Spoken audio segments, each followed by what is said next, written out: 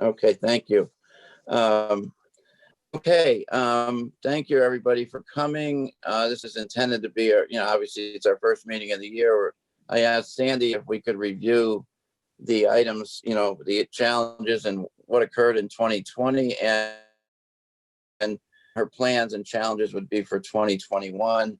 That call I just took, and I said, and call me back in an hour. That was one from Western Mass News taking interest in this meeting in the whole question of seniors and vaccines and stuff. And I said we would probably be talking about that, but I didn't know how to include her in the meeting. And Marcus and I were talking about an hour ago about the process for including the public and all that sort of thing in these meetings. So today it's just us. I see Kateri and Marcus, Malo, Justin and Sean, and Sandy. Are you here with us, Sandy?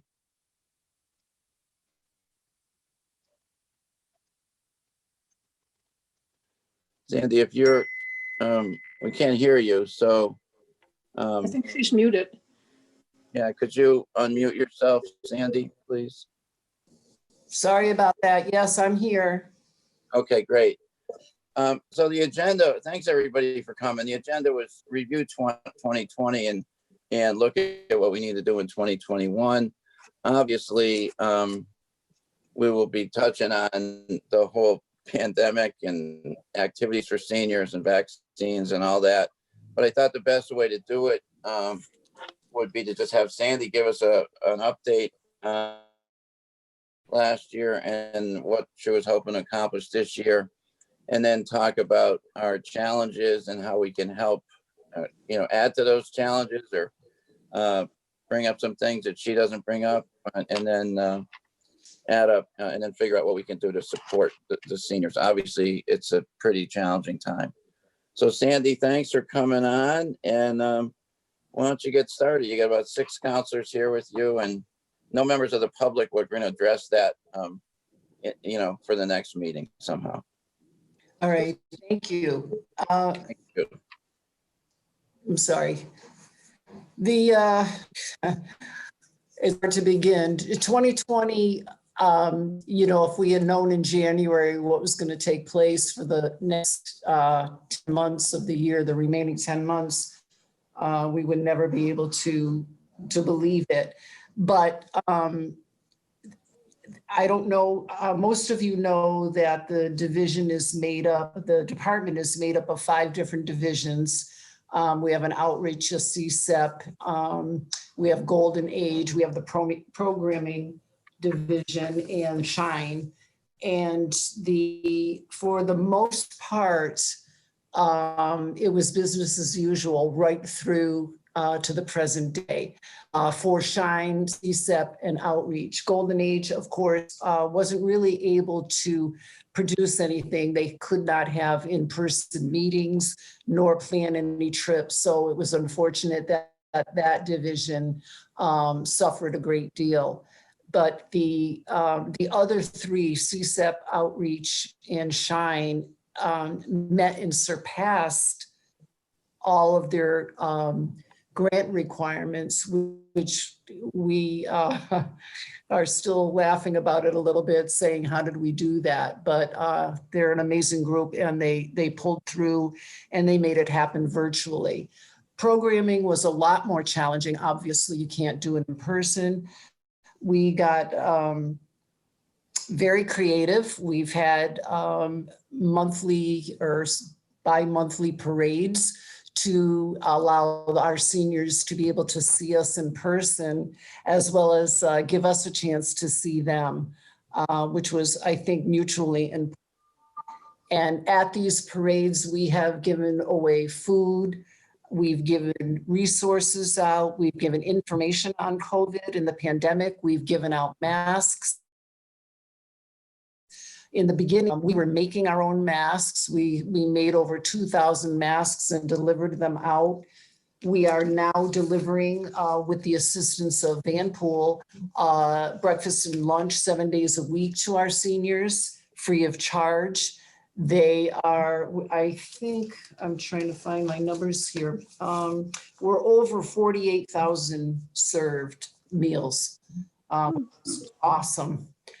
We're like the walking wounded with the lifting and the lugging. We're required to go to the vendor, pick up the food, bring it back to the Ray Jordan Center, and then distribute it into bins labeled 1 through 11. We have 11 routes. Vanpool comes by and takes 9 of those 11, and our department is doing 2 of the routes ourselves. So it's been something. It's a great learning opportunity for all of us. We're all wearing many hats, and for the most part, we're staying afloat. And it's tough. It's tough because you're battling a strange new world, but you're also trying to keep not only your own spirit alive, but you're trying to help the seniors understand what's going on and how to motivate them to hang in there. We keep telling them, you know, we're all in this together. We're going to come out of it together. And we send messages and cards and notes and kits and crafts home with the lunches. We've done virtual bingo in the parking lot of the Ray Jordan Center where they remain in their cars. And we have a transmitter that transistor they turned into a radio station, and they're able to, and we're outside at a table. We call out the numbers. They've got paddles they hold up out of their windows when they get a bingo.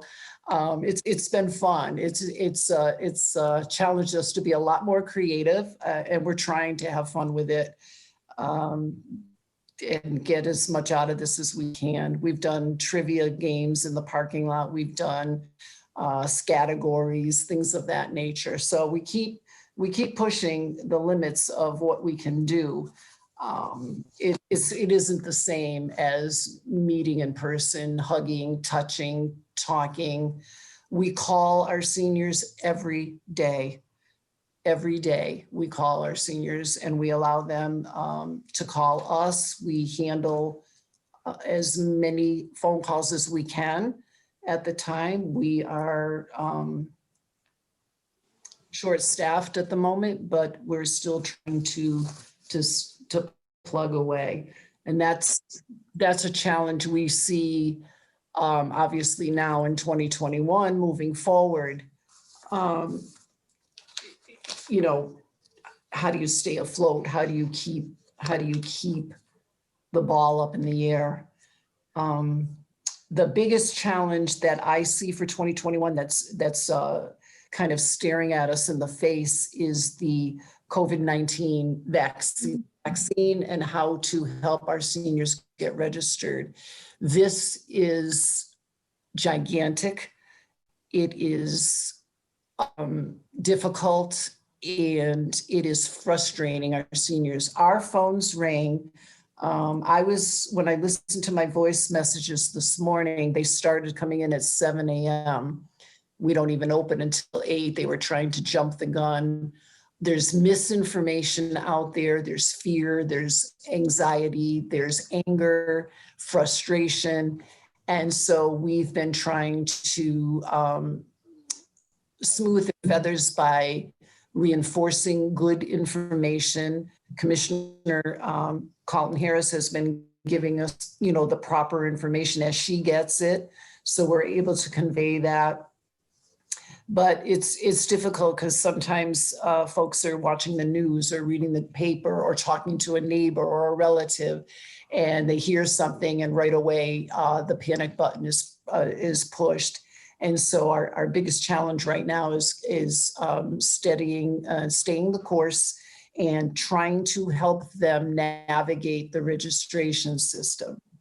When we got these calls this morning, I spent a good portion of the morning navigating the system myself. I don't know if any of the counselors have tried to go to the mass.gov website and register for the vaccine. It's challenging. The seniors not all seniors have cell phones or internet or computers at home. So they're at a distinct disadvantage because the requirement is you have to register online. So we are trying to come up with a process for handling that challenge for them. And so today, we went online with our seniors over the phone, and those that had computers, we were able to walk them step by step through the process. It is time consuming, to say the least, and they need to have a valid phone number because they get a text with a code that they have to enter into the system. I would encourage you, if you really want to understand what I'm talking about, to do this yourselves and try it.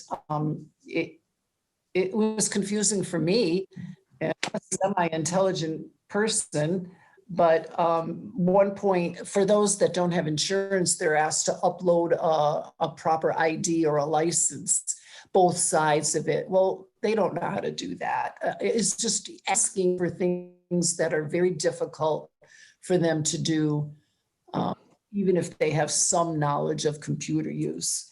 They have to have their insurance card ready. They have to input the number. So we are going to handhold them through this process and try to, I hope we can handle the volume. That's my concern, as well as helping them navigate. If they don't have a computer, we're going to use our computers and put the information in for them with their permission. And we are going to just make sure they have a cell phone so that the text messages can go directly to them with the confirmation of their appointment, and also with the follow-up vaccination, which they also have to register for. It's quite daunting.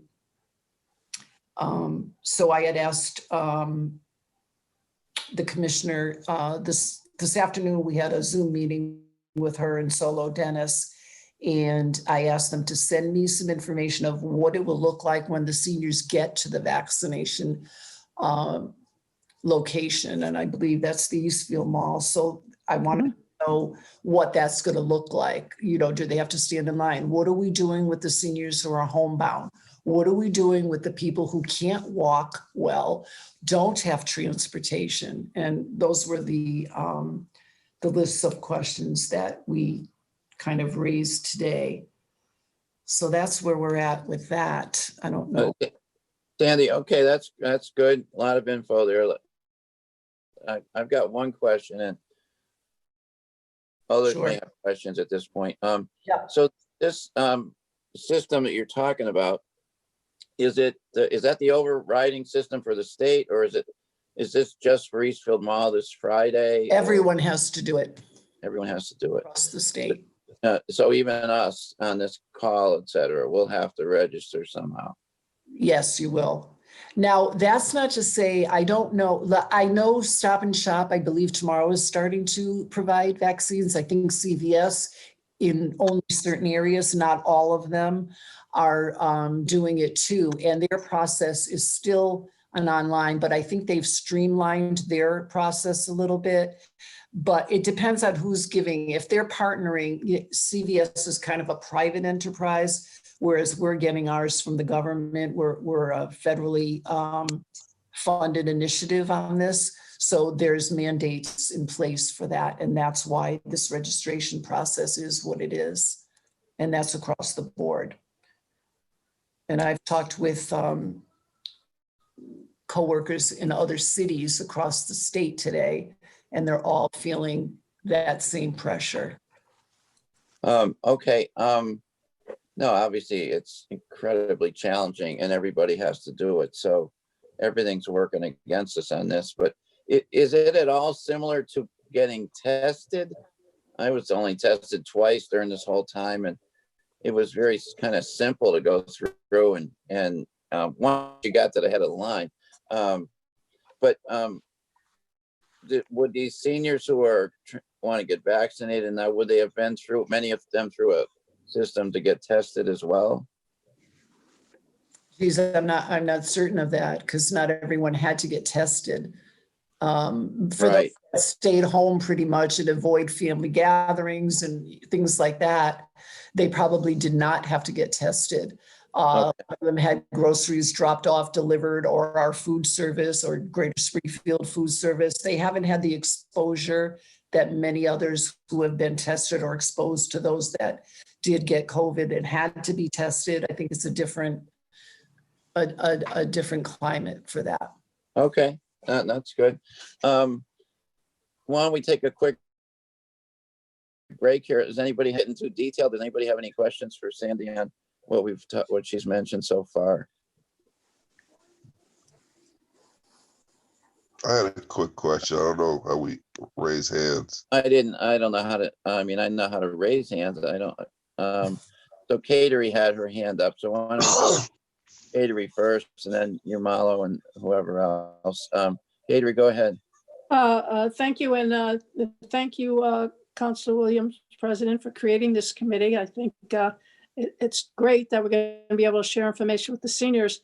I was primarily interested in staffing and whether or not COVID's affected Sandy's staffing, but also the process which you described. But to clarify, anybody that wants to be approved for the vaccination has to go through mass.gov. That's the only way you can do it? That's the only way you can register to receive the vaccination, correct? Yeah. Everyone. And do you know, because I did check it, with different agencies, and some said that the CVSs did not have the vaccine yet. Do they have it here in Springfield? I don't know if they have it here in Springfield. I was talking with someone online today from Narragansett, I believe. So it's very widespread, and it isn't in every city across the state. So, but I think they're going to be unveiling it. I'm just not there. I have no timeline because they're not part of our organization and part of the city, so they don't let us know. Well, it sounds like you've been doing some great things to keep the seniors activated, motivated, and as I think one of the side effects of the virus is loneliness, and it sounds to me like you're doing a lot to combat that. It's always a problem. We're trying. Seniors. Thank you. Now, have you lost staff, or are you going to have to add staff? I have both. I've lost a couple of staff. I had some folks take jobs elsewhere, and those are vacancies that have not been filled. I've lost two.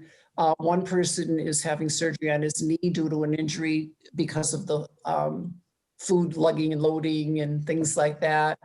Another one has a back injury from it. He's still coming to work when he can. So it's to try to balance out the process. We're just trying to get it done. So okay, thanks so much. In and of itself. Yeah, keep up. Thank you. Okay, Councilor Brown. Thank you, Mr. Chair.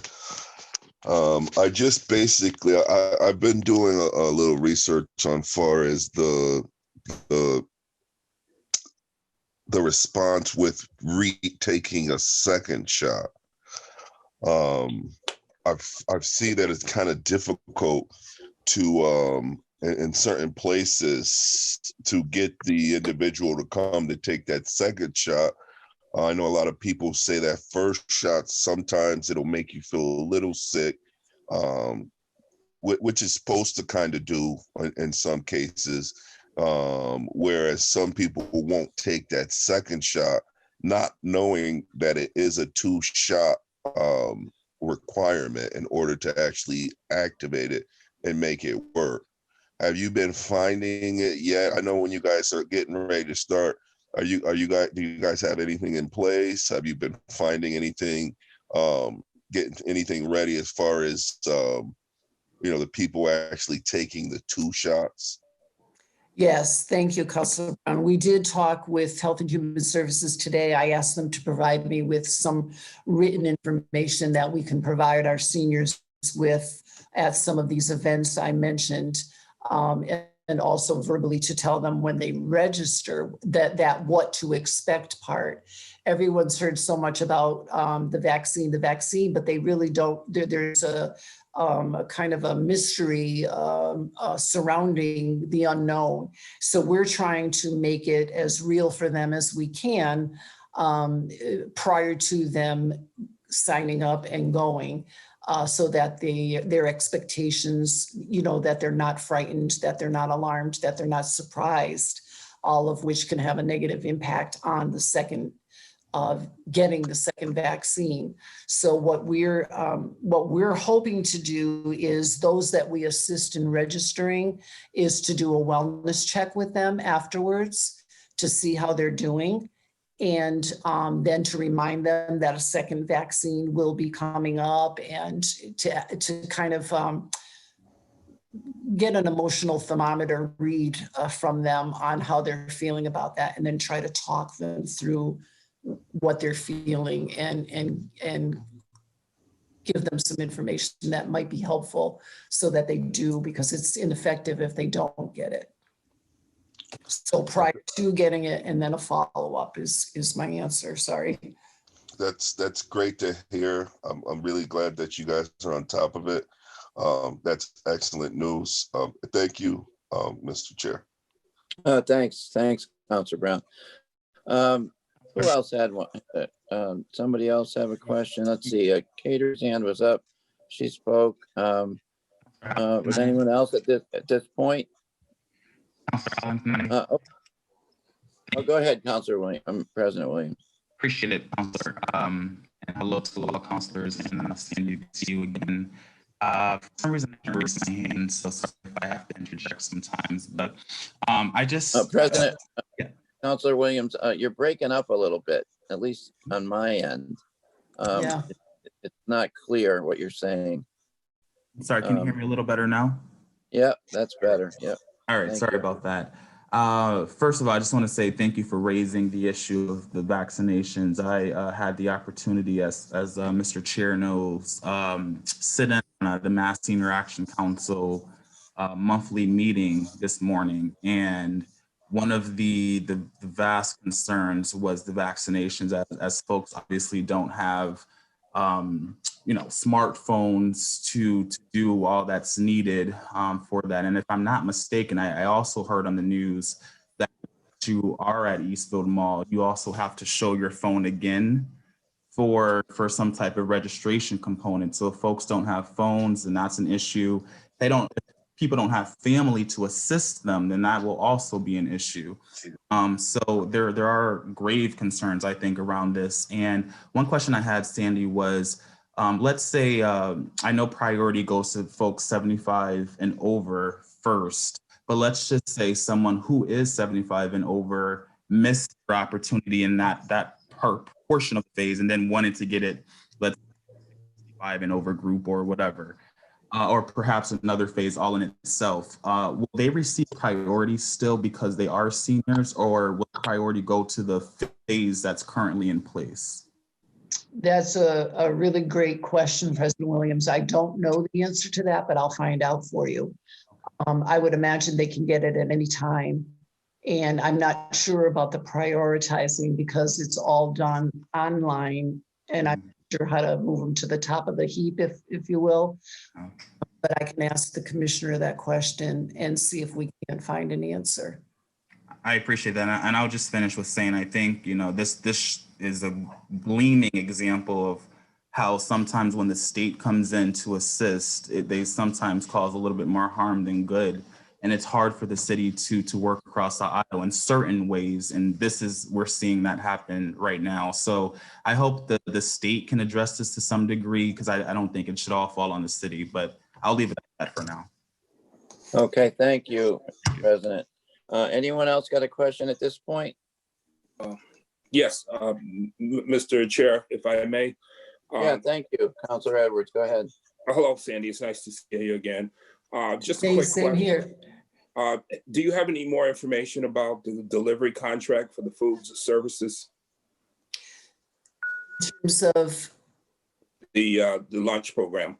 the lunch program, the contract that we have right now Was for 1 year with the option to renew, I think, 2 additional years with reviews. So we have not had a year in with this contract right now. Okay, I can't remember the effective date, to be honest with you. all right, thank you. Okay, thanks. Thanks, Counselor Edwards. All right, let's, has anyone else got something now? Wanted to give Sandy a little break there and get us some macro level questions. Okay, so moving along here, you know, we're at the half-hour mark. We'll try to finish this by 5, if not sooner. So Sandy, you've laid out the challenges. It's certainly the most important thing, sounds like, is COVID and getting people prepared and in line and all that stuff for COVID. As you look at your day tomorrow, I mean, you know, a lot of committees, city council committees talk about kind of macro level issues and what's the best financial approach and how's our budget and what planning and economic development projects do we have coming and that sort of thing. And we have that here. I'm sure we could talk about long-term things for the seniors, but it seems like every day is a challenge to get through a little bit. And now we've got this big challenge. Also, I'm wondering if you've thought about, it's a kind of, I'm thinking almost like not a different role for the city council, but a role that's more hands-on with helping you get through this operational stuff. I'm not sure how we could do that, but maybe you could just describe as you look at your staffing is down a little bit. You're doing some things you never did before. And now you got this load of people that got to get to Eastfield Mall and get registered before they go there. Is there any service that we could provide, any support we could provide that would help that happen? Because I mean, this is literally a matter of life and death for people, and the opportunity to finally take control of the virus and get the vaccine. Yet this big speed bump is in the middle of all that. So what do you thought? Is there anything what's going to help you get through this and make sure people get registered? You need people to help support the registration process. Do you need people to drive people to Eastfield Mall? You know, things of that nature. I think until oh, I'm sorry, go ahead. No, that's it. That's the extent of it. Okay. If my husband was in the room, he'd say, there you go, interrupting again. I think until we actually start the process in earnest, we won't know where the gaps are. In other words, we have a pretty good foundation. Tomorrow, I'm meeting with my entire team.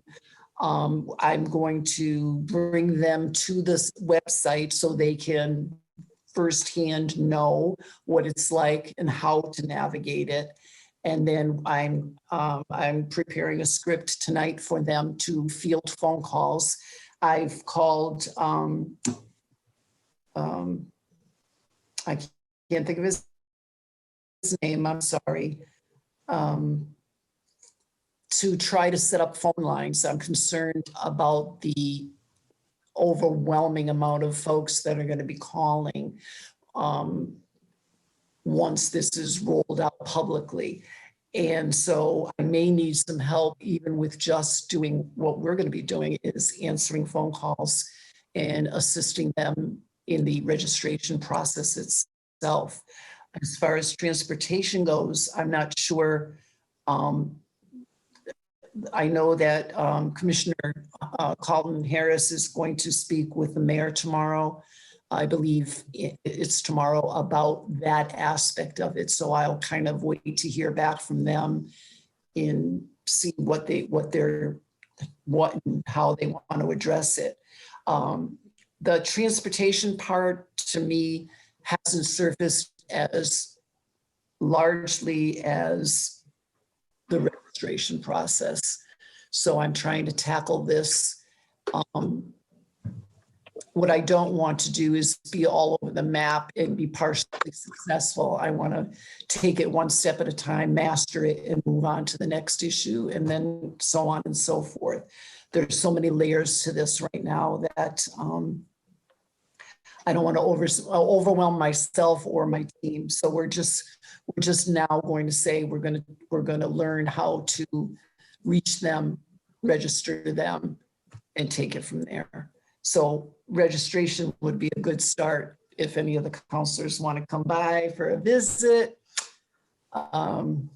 We certainly will. Right now, by the way, there are no vaccines available. You cannot register. They ran out today on day one. And those were the vaccines that were administered at Eastfield Mall or somewhere else? Eastfield Mall.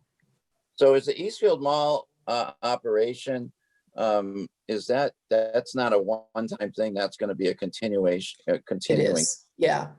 It'll be through all the stages. And what our hope is to provide other locations throughout the city when we get to the general population. I believe right now for the 65 and 75-year-olds, we're going to keep it at the Eastfield Mall. Okay. So they had, I'm going to pick a number, 1,000 vaccines or whatever to give out today, and they gave them out. Yeah.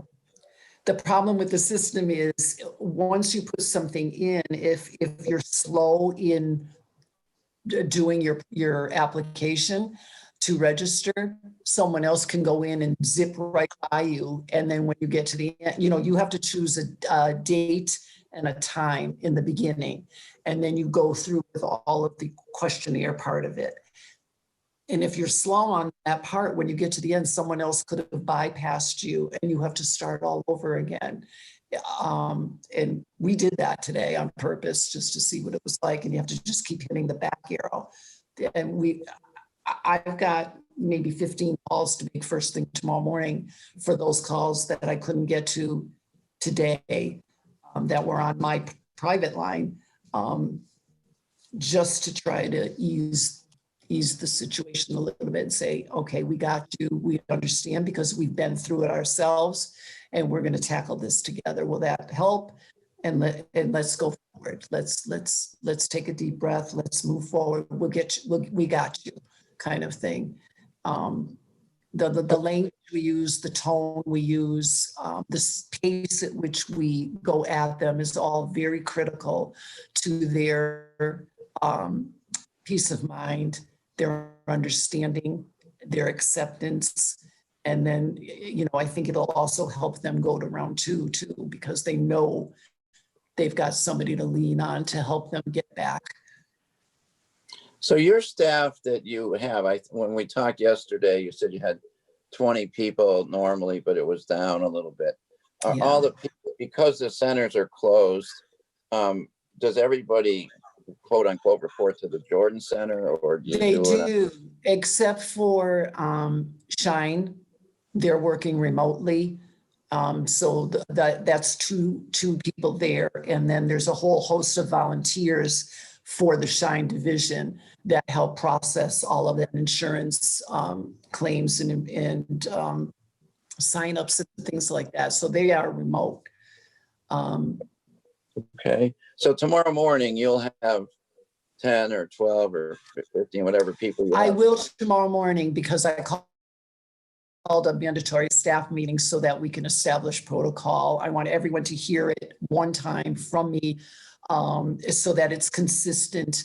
It gives everyone an opportunity to hear everyone's questions, and then we all get to navigate the system together, troubleshoot, and then and I'll take their suggestions if they've got something better than what I've come up with. Okay.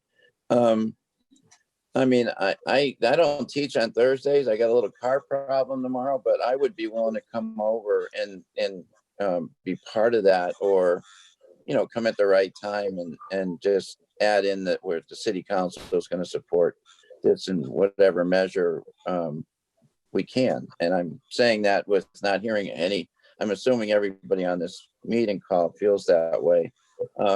So think about that and what time that is. But in general, the staff you have, they will all learn how to do this. You'll walk them through it tomorrow.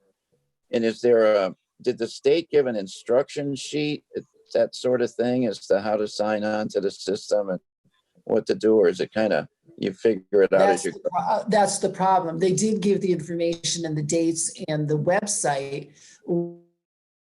But once you get to the website, you're staring at a screen and you're not quite, if you're not familiar, you're not quite sure where to go. And so we're saying, okay, do you see the state building? Literally, we're talking them through each layer of the process. So it's slow, it's time consuming. Some are better at it than others, and some are just not capable, and we'll have to do that part for them. So for any of us on this, Read and react. yeah, so any of us on this meeting, what we would do if we wanted to try it ourselves is go to mass.gov and just look for the link. Yes, yeah, and look for the COVID-19 vaccination. You have to scroll down, you'll see a map of Massachusetts, and you have to click, there's all the circles where the vaccination centers are, and there's just one red one. It looks like it's in Chicopee, but that's the one for Springfield. Once you click on that, it'll say Springfield Eastfield Mall. And then there's a bunch of drop-down menus. Okay. Know if that'll happen for you if you try it, Counselor Allen, because after we heard that they were out of vaccines, we went back in and we couldn't get any further than that point. It said no vaccines available. So now we've got a whole bunch of seniors getting to that point, and now they're going to be calling us tomorrow to say, hey, you know, the information you gave us was great, but there's no vaccine. I mean, it's just, you feel, I don't know. That's frustrating. Obviously, it's when in our history has there ever been something that everybody needed to do at the same time, and it's life-threatening if you don't do it. It's really a massive problem. I spent 20 years of my life managing and organizing and system implementations at Mass Mutual. That was my main job in systems. So I know all the issues with starting a system and making sure that it's perfectly run and all that stuff. So I feel for them on the other end, but I mostly feel for the people trying to use the system. Yeah. If it's that frustrating to use. Another little juncture here for any questions from anybody. I've got a couple more things I want to bring up, but or quick things. Well, I'll bring the first one while you were saying that thing about CVS. I just Googled that whole thing, and CVS, this is an article from today, January 27th, 2021. This morning, an article went out from the New York Post, I guess is what I'm on. CVS begins in-store COVID-19 vaccinations. And even though it's from New York, it said other stores in Indiana, Connecticut, Ohio, and Massachusetts have also already begun giving shots. And I'm aware of shots being offered in the Berkshires in Pittsburgh, something at a CVS or a Walgreens. So it's underway. Kater, I think you brought that up earlier. It just sounds like everything is subject to how long you have the vaccine. Do you have enough to keep going? Yeah. So I'll take a break from my questions. Anybody got a question? Kater, go ahead. Okay, let's make sure I'm not muted. Okay, well, my question is directed towards you, Councilor Allen, as the chair, but more so to you, President Williams. You recreated this committee, and I wonder if you have any special goals that you and Councilor Allen are going to try to reach with this recreation of the committee, and what you actually envisioned. Counselor, you want me to go first on that? Why don't you go first? And I have another meeting at 5, so I only have 5 minutes to listen, so. Oh, no, I'll keep it short. But that's what within our new rule.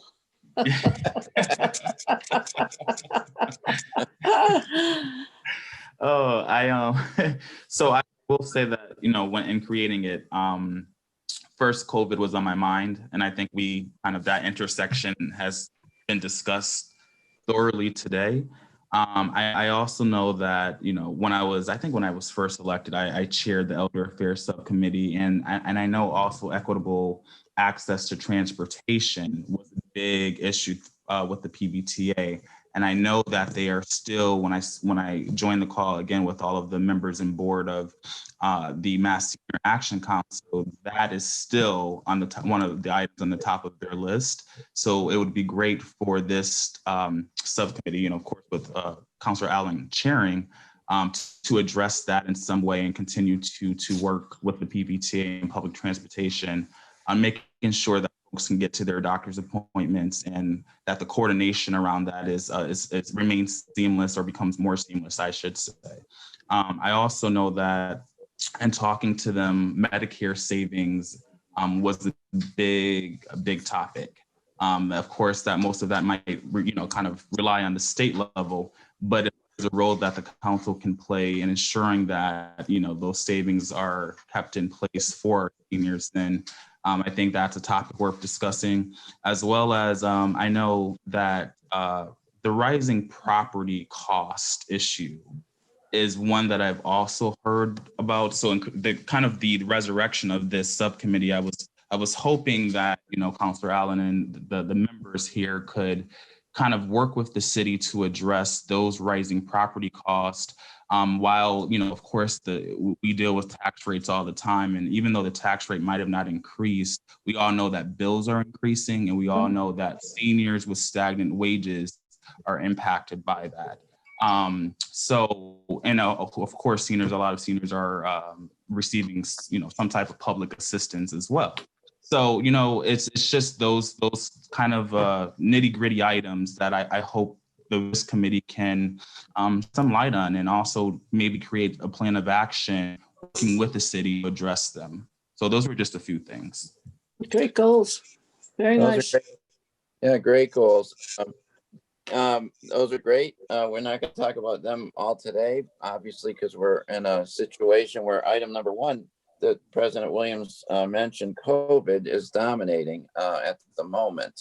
But we'll be sure to bring up those issues in subsequent meetings once we. So my issue, in addition to what President Williams said, my main goal has been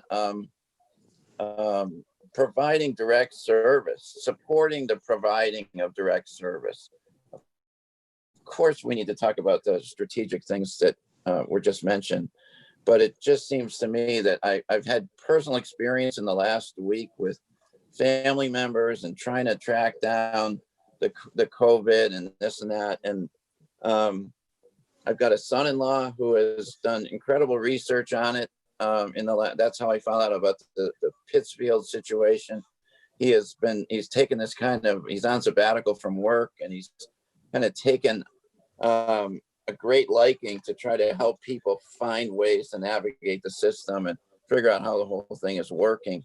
And it seems to me that, you know, this first meeting and maybe our next meeting, that's got to be the primary topic, I would say, is, you know, is to just get people into the vans and to Eastfield Mall, whatever we can do on that. But I certainly want to get to all those other topics. So to that end, I know, Katie, we're coming up on 10 of. Sandy, do you have vans? What is your transportation that you control at your? We had a van that went down, so Commissioner Carlton Harris gave us 2 of hers out of her fleet. So we actually have 2 larger ones and 1 small blue now. And do you envision, is that what you do, the food distribution using? That is what we're using now, yes. And do you envision, once the food distribution is done for a day, I know you said on Monday, Wednesday, and Friday, you distribute food for that day and the next day. Are the vans become available at any point in the day where they're not booked for another use, or do you bring people to appointments or do other things like that? Currently, we're using them from about 7 in the morning till about 1:30 in the afternoon. that's just for getting the food, coming back, setting up, distributing, and then delivering. At that point, when they come back, then there's, they have to bring the bins that the food were in back down to Palazzo Cafe. There isn't a whole lot of, a great window of time for us to do much else than what we're doing right now.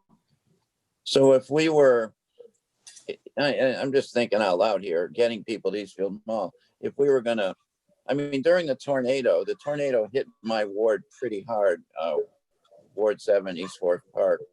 And I got a van from the city for like a week because I was doing everything I could, going up and down Pennsylvania Avenue and the places that were hard hit. And frankly, that has occurred to me that any transportation vehicles that are in the city might be put to good use if they were available to drive people to Eastfield Mall, etc. So that's on my head a little bit. And am I getting ahead of myself? Maybe a little bit, but look what happened today. They ran out of vaccines. So, Right. so we have to be, so we can talk more about that offline. I don't want to get too further into the operational stuff because you said you have a staff meeting tomorrow and you're going to have more and better questions and things of maybe gaps that you have that maybe we could help fill or find some people to fill, whatever. But before, so I'm not going to ask any more questions of that kind. I just circle around. It's 10 of Catering. Looks like Catering has left the meeting. I'm just going to circle around and get final thoughts from people. I'll call on you and see if you have any thought that you didn't have a chance to express. I'll ask you, Councilor Williams, at the end. Councilor Edwards, anything you would like to say or any direction you think we should take here you want to add in? No, thank you. Okay, thanks. Councilor Brown? No, thank you. I think you did a great job. Definitely enjoyed the meeting. Okay, thank you. Councilor Hurst? No, sir. Keep up the great work. And Sandy, thank you for everything that you're doing. All right, thank My you. pleasure. Councilor Curran? Yeah, just briefly to Ms. Federico, just for my edification.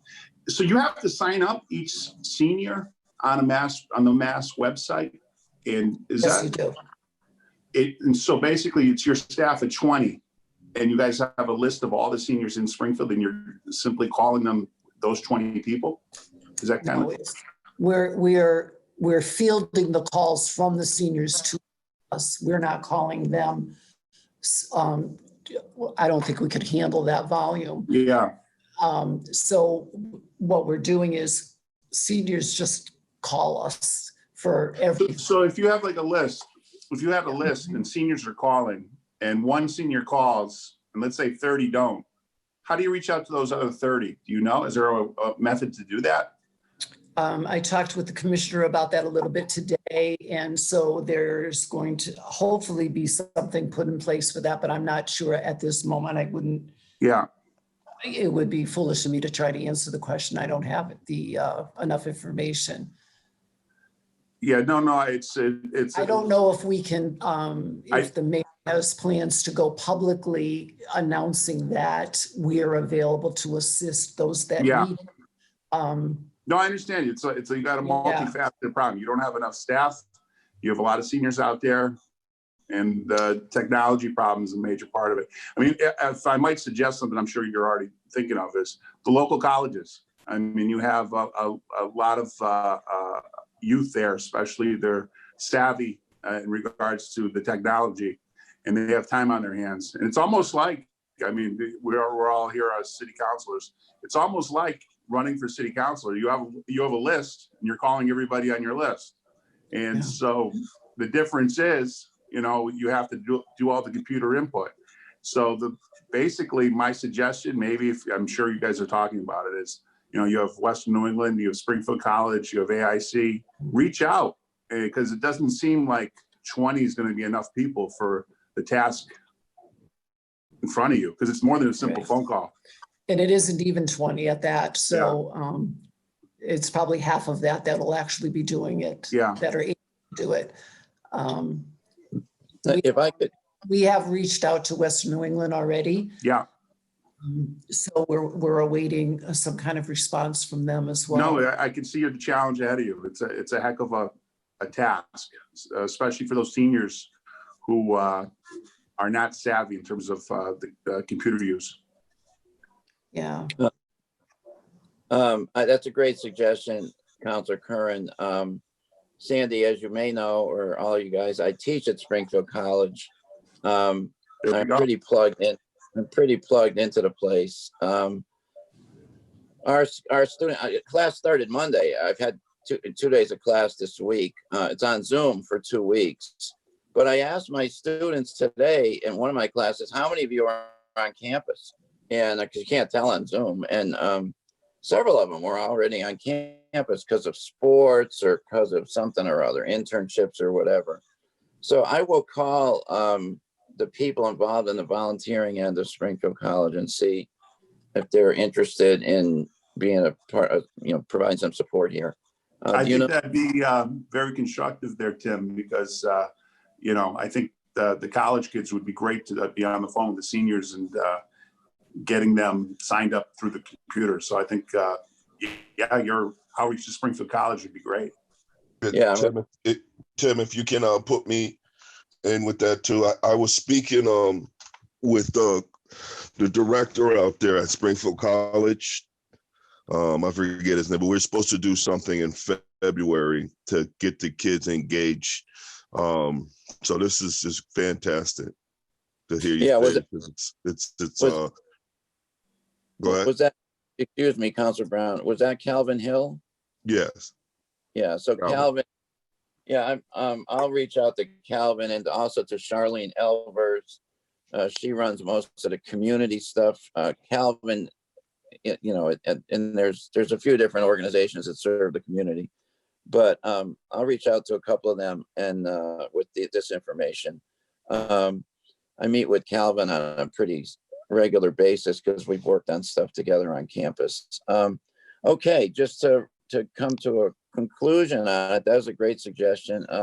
Councilor Williams, did you have anything, having heard everybody's input and stuff, do you have anything you want to say? No, I just wanted to circle back and say that was a great suggestion, Councilor Curran. And no, I just look forward to the work of the subcommittee and working across the aisle with, of course, Sandy and your team to provide the best quality care we can to our seniors. So that's all. I'll just end on that note. Okay, thank you. And I will end on just a couple notes here. One is, I'll stay in touch with Sandy. I'll try to talk to Sandy tomorrow and see how it goes at her meeting and maybe attend the meeting if there's anything of value that I can bring to the meeting. And secondly, several citizens reached out to me about their interest in this Elder Affairs Committee, at least 3, and I heard kind of rumblings from a couple others. We weren't sure how to pull them in, talk to Councilor Williams and et cetera. So that's something we got to think about in one of our subsequent meetings about how we get the input of the community, et cetera, beyond the challenges of Zoom and all that. Just what are we hoping we could do and having citizens sitting alongside us in this committee. So anyway, I'd like y'all to think about that. Thank you everybody for coming. Obviously, this is a huge problem.